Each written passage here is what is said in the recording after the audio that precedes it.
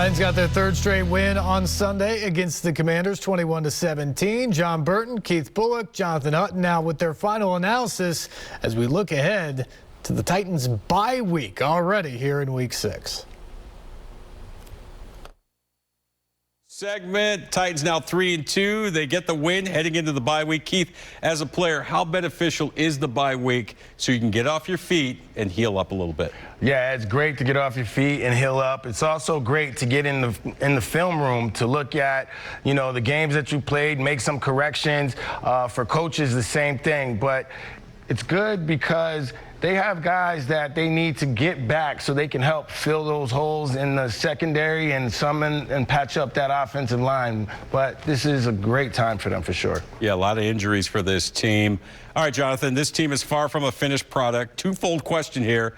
What do you think the Titans will be working on? What should they be working on during the bye week? And when they get back, how critical will it be to get the win over the Colts at home and sweep the season series? I think we all agree it starts with protecting their quarterback. That's priority number one. Tannehill sacked 5 times Sunday, hit more times than that, and they're lucky he boarded the flight home without making the injury list, if we're being honest here. They've got to keep him upright as much as possible because he'll stay in there and give his receivers a chance. Just asked NWI on that 61-yarder. Their pass protection coincides with their upcoming divisional matchups, a chance to sweep the Colts, who will be coming off of their second game with Jacksonville, and they have an opportunity to create some separation with the AFC South going into Week 7. All right, the bye week comes up. We can all get a little R&R. Keith Bullock, Jonathan Hutton, thanks as always for being here, guys. Great to see you. Gentlemen, thank you. There is a huge opportunity upcoming for the Titans with those games against the Colts and Texans coming out of the bye before the end of October. They're going to be favored in both games, and if they can take care of business, they're going to be 5-2 and clear of everybody in the division. They'd be 2 games up on the Colts, tiebreaker clearly in hand.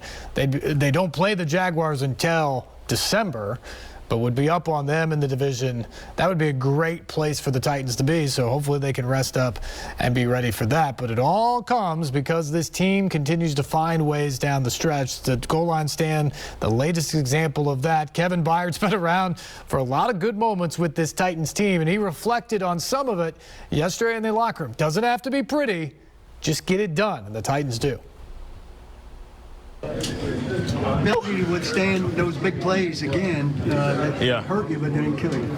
Yeah, I mean, I think back to that Buffalo game where we got blown out and kind of embarrassed on national TV. And I'm not saying you guys nothing like that, but a lot of people kind of counted us out and saying that, what's going on with the Titans, boom, boom, boom. And I spoke to you guys in the locker room and I said, man, our culture is based upon what happens when adversity hits. And we hit adversity, obviously, early in the year going 0-2. But 3 straight wins, man, regardless of how they come, it's always great to win this league because it's going to be hard. We're always going to be in dogfights, one-possession games. So proud of our defense. Big money David Long making plays. But like you said, man, there's obviously some things we got to correct. But at the end of the day, man, winning this league is very hard. So, and one thing that I'm super proud about this group is that we have no quit. Guys are going to fight to the end, and that's something that we can always build upon. Obviously, with other things we got to correct. What does it say that you guys are winning with those things that you still need to correct? They say that our culture is strong, and guys are going to keep fighting. Nobody's going to give up. Nobody's going to go on the sideline panicking, cussing at each other, and imploding, I would say. So, like I said, it's just what we believe in. Obviously, those things are going to catch up to us, but the fact we were able to stack those wins early in the year is going to be big for us heading down the stretch. Where does that resolve come from? When did you realize that David had come up with the interception? Well, I was covering my man on my side, and I kind of was like turning towards the insiders. I just heard the crowd go live, and honestly, I thought they scored at first. But then I seen David jump up, and I'm yelling, get down, and then I thought he was about to crib it.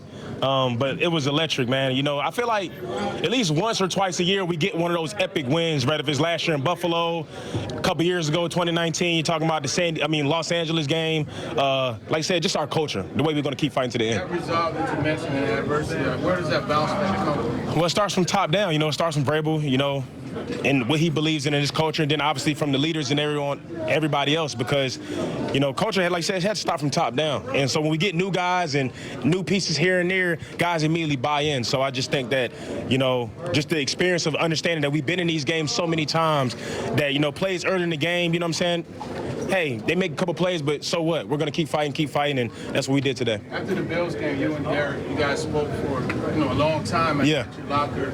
Is this kind of what you guys were planning, or like is this it being cultivated? I mean, definitely. I mean, if we're going to roll it up any better, 3 straight wins. I mean, honestly, we actually held like a players-only meeting.